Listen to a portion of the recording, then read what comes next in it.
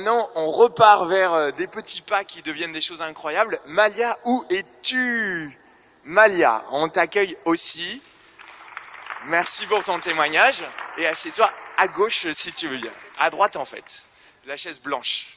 Si tu veux bien, ça va mieux avec ta veste en jean. Merci. Bonjour, donc je ne pensais pas être là aujourd'hui. C'est vraiment un plaisir d'être avec vous. Je faisais partie des membres fondateurs de la LUBAT 1. Et j'ai eu le plaisir du coup, comme Lewis, d'avoir le cerveau révolutionné après ça.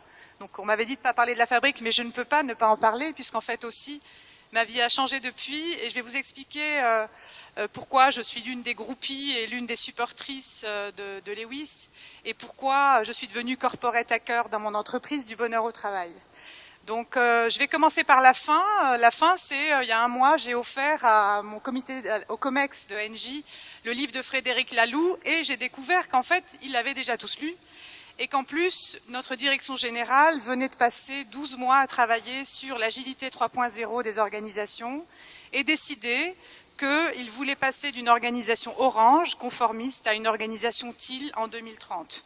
Alors là, je suis tombée de ma chaise parce que je pensais que j'étais toute seule, et j'ai découvert que finalement, tout est une question de temps.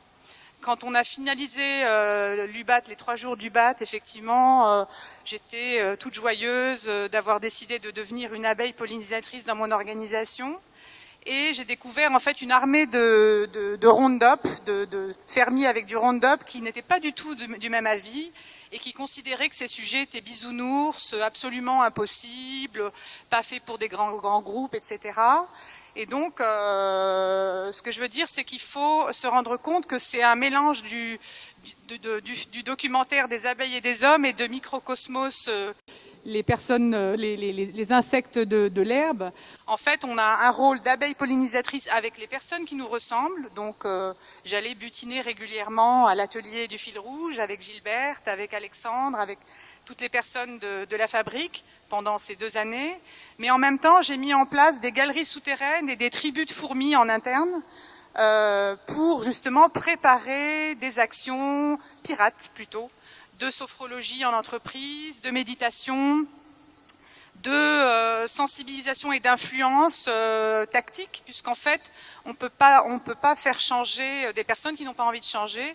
Donc notre idée était un mélange de ce que dit Mohamed Ali, c'est-à-dire qu'on volait comme des papillons et des abeilles, et on piquait de temps en temps comme des guêpes, en expliquant que si on mettait en place des sessions de mindfulness en entreprise pirate, c'était parce que vraiment les collaborateurs en avaient besoin.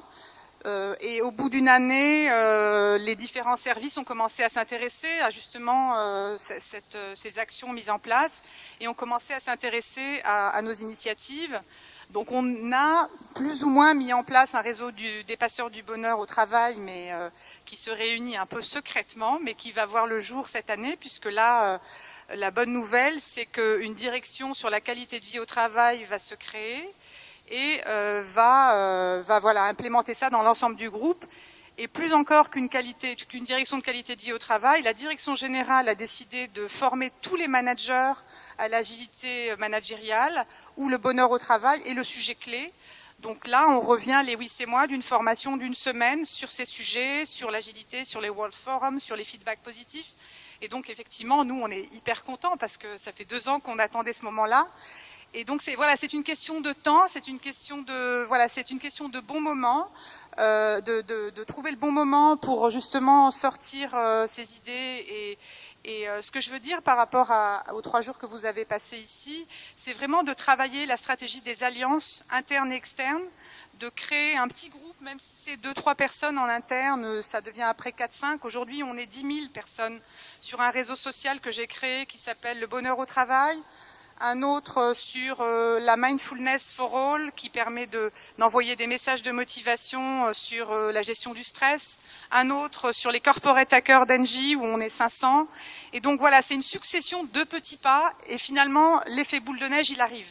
Il prend du temps, mais il arrive parce qu'il y a vraiment un changement global de mentalité nécessaire vu les changements du monde qu'on voit.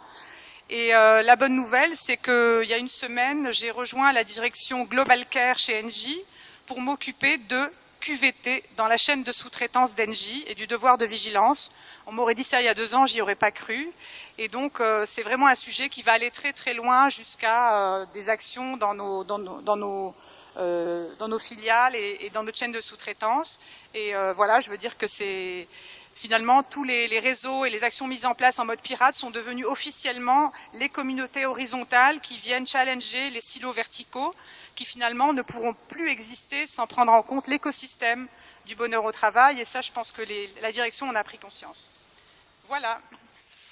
Bravo. Merci beaucoup, Malia.